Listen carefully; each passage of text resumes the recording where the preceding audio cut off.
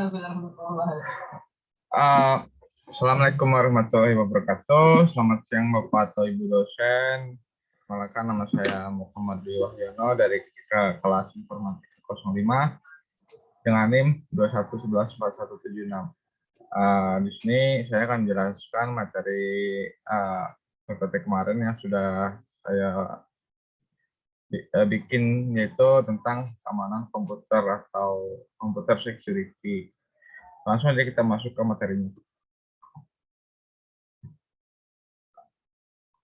Pertama, kita masuk ke pengertian keamanan komputer. Keamanan komputer adalah tindakan pencegahan dari serangan penggunaan komputer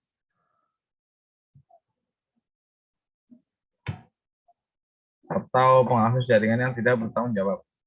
Keamanan komputer adalah berhubungan dengan pencegahan diri dan deteksi terhadap tindakan pengganggu yang tidak dikenali dalam sistem komputer. Dan kita masuk ke file history atau fitur keamanan dari sistem operasi Windows yang bisa kita temukan di Windows 8, Windows 10.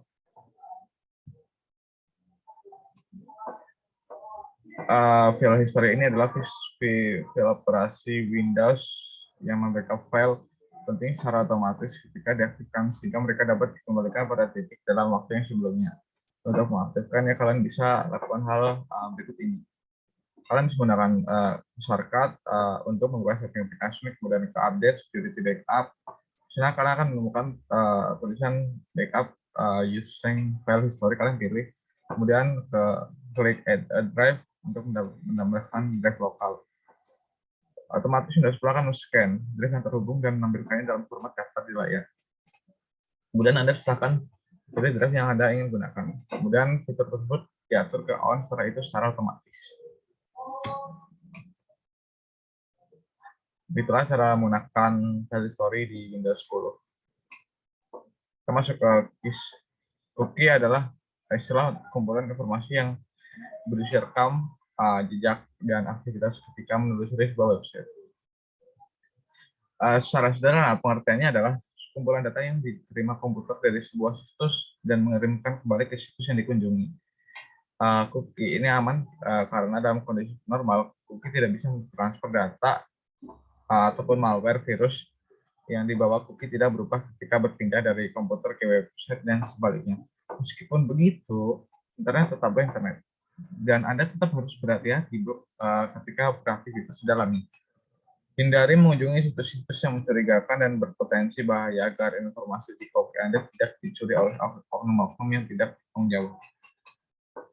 Cara mengelola cookie yaitu Anda bisa menggunakan kalian buka pengaturan, kemudian ke browser Google Chrome yang berada di pojok kanan browser, pilih setting, advanced, kemudian ke privacy dan security. Cookie adalah sebuah fitur yang memudahkan Anda berselancar di internet.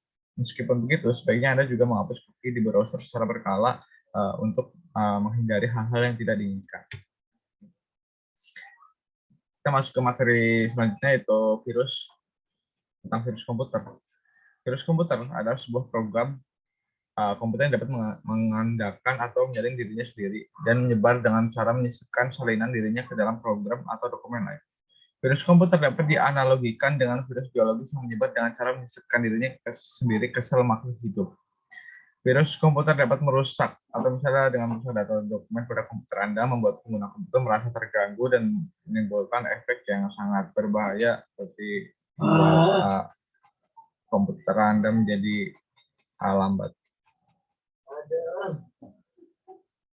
Kita masuk ke jenis-jenis virus komputer. Berikut ada 10 jenis komputer yang ingin saya bahas. Yang pertama ada virus worm. Virus ini menginfeksi komputer menggunakan email dan terhubung dalam jaringan internet.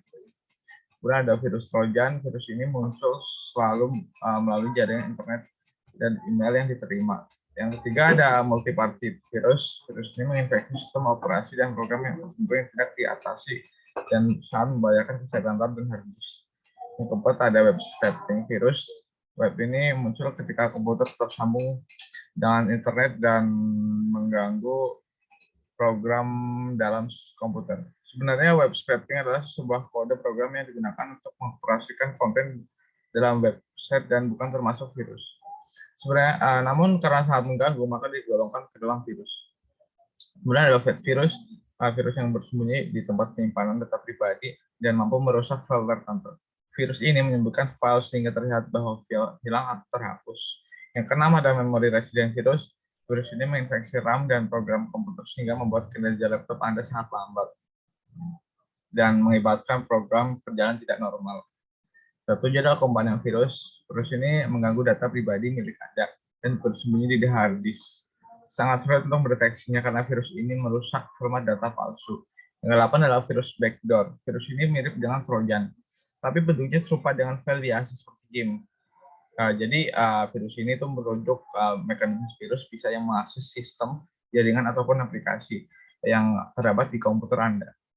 Sebenarnya ada directory virus. Virus ini membuat komputer melambat, sangat melambat dan tidak bisa membuka program. Virus ini juga menginfeksi file Excel sehingga file bisa hilang atau error tanpa alasan ketika dibuka. File ketika file Excel ini bekerja, virus itu akan beraktif dan menginfeksi extension atau file-file lainnya. Yang kedua ada microvirus. Jenis virus dengan bahasa pemrograman suatu aplikasi sistem operasi. Virus ini datang dari email dan menyerang file PPS, ELS, atau file lainnya. Untuk cara menghindarinya yaitu dengan cara kalian jangan mengklik asal-asalan. Itulah 10 virus yang populer. Kemudian kita masuk ke beberapa virus terbaru di tahun sekarang. Yang pertama ada Boron Top, kedua ada Jetron, ada Grand Crab, ada MacNiper, Thanatos, Astara Trojan, Trojan Glukeba, Goprot, Jokero, dan Quick Adware. Itulah beberapa virus terbaru di tahun sekarang. Lanjut kita ke materi selanjutnya, kita akan membahas kasus-kasus kebocoran data penting yang ada di Indonesia. Yang pertama adalah pemalsuan akun palsu media sosial. Kasus ini terjadi di newdetik.com, terjadi pada tanggal hari Jumat 28 September 2018. Jadi pelaku ini mengcloning Facebook milik seseorang, itu milik Marta, dan menghubungi orang-orang yang dikenalnya untuk meminta diisikan pulsa. Mengetahui namanya tersebut, Marta kemudian langsung menginfokan kepada teman-teman di media sosial bahwa ada akun palsu yang mengatasnamakan dirinya. Isi pesan yang mengatasnamakan Marta tersebut seperti ini. Assalamualaikum warahmatullahi wabarakatuh. Bisa tolong saya sebentar kalau tidak merepotkan. Bisa tolong isikan pulsa ke nomor simpati saya sebentar. Soalnya pulsa saya sedang kosong. Sudah di slot banking lagi error. Ada yang perlu dihubungin, nanti uang saya ganti. Modus yang pertama ini itu penipuan mengcloning aplikasi. Banyak banget sekarang model-model pemalsuan seperti ini. Maka dari itu kalian harus lebih berhati-hati, apalagi dengan orang yang menyamar-nyamar seperti itu. Kemudian kita masuk ke kasus 2, mencatat foto dan melakukan penipuan di WhatsApp. Kasus ini terjadi pada Kamis 19 September 2017. Korban penipuannya yaitu bernama Imam Bahoyudin. Pelaku menghubungi teman-teman korban untuk melancarkan aksinya. Yaitu pelaku menggunakan nomor WhatsApp berbeda tetapi menggunakan foto profil punya Imam Bahoyudin. Nah, sayangnya pelaku itu yang terjadi kepada korbannya adalah adiknya sendiri. Kemudian adiknya sendiri langsung percaya dan transfer sejumlah uang sebanyak 2 kali karena foto profil pelaku yang sangat meyakinkan. Kemudian korban langsung melaporkan ke Polda Metro Jaya untuk ditindaklanjuti. Kasus-kasus seperti ini juga sangat banyak ya. Untuk itu jangan mudah percaya, apalagi untuk kayak transfer uang ataupun sebagainya. Kita masuk ke kasus yang ketiga, yaitu pembobolan internet banking. Kasus ini terjadi pada 1 Juli 2020 di Kepulauan Riau. Penipuan ini yaitu membobol internet banking korban. Modus yang dijalankan adalah mengakses kartu SIM korban secara ilegal untuk bisa membobol internet banking miliknya. Uang yang ada di rekeningnya korban kemudian ditransfer ke beberapa rekening pelaku melalui internet dan banking. Jumlah kerugian yang diderita oleh korban mencapai lebih dari 415 juta ribu rupiah. Kemudian pelaku mengaku mendapatkan data korban secara acak. Pembobolan internet dan banking ini sangat bahaya bagi menyangkut bank di bank kita yang sangat banyak udah kita tabung. Untuk itu lebih hati-hati ya untuk mengisi data dimanapun Anda berada. Dan kita masuk ke cara mengamankan teknik mengamankan komputer. Anda bisa menginstal antivirus dan update secara teratur. Yang kedua, update aplikasi dan sistem operasi secara berkala. Selalu update aplikasi dan sistem operasimu agar aplikasi tersebut terhindar dari vulnerability atau celah keamanan yang bisa digunakan Bram untuk memasuki komputer Anda sendiri. Yang ketiga, jangan install aplikasi crack dan jangan download aplikasi sembarangan. Aplikasi crack adalah aplikasi bajakan yang dibuat oleh seseorang agar tetap bisa terbuka. Aplikasi ini bahaya karena terdapat malware yang bersemayam. Kalau Anda install, terdapat malware yang bersemayam di dalam komputer Anda. Yang keempat, kalian harus memahami bagaimana malware menyeberang dan menyerang. Kita masuk ke pelaku serangan. Yang satu ada black hat hacker. Inilah hacker perusak atau hacker cracker, pembajak. Itu adalah white hacker profesional yang bekerja pada perusahaan keamanan seperti security, analis security, dan konsultan. Yang ketiga ada grey hat hacker atau antara black dan hat hacker. Jadi satu. Yang keempat ada switch, dia hacker teroris. Hacker ini bahaya karena menyangkut negara seperti teroris. Kemudian kita masuk ke materi terakhir, model serangan hacker-hacker tersebut. Pelaku yang pertama ada interruption. Interruption adalah perangkat sistem jadi rusak atau tidak tersedia. Serangan ini ditujukan kepada ketersediaan atau availability dari sistem. Contohnya yaitu seperti denial of service attack. Yang kedua adalah interception. Pihak yang tidak berwenang berhasil mengakses aset atau informasi. Contoh dari serangan ini yaitu penyadapan. Yang ketiga adalah modifikasi.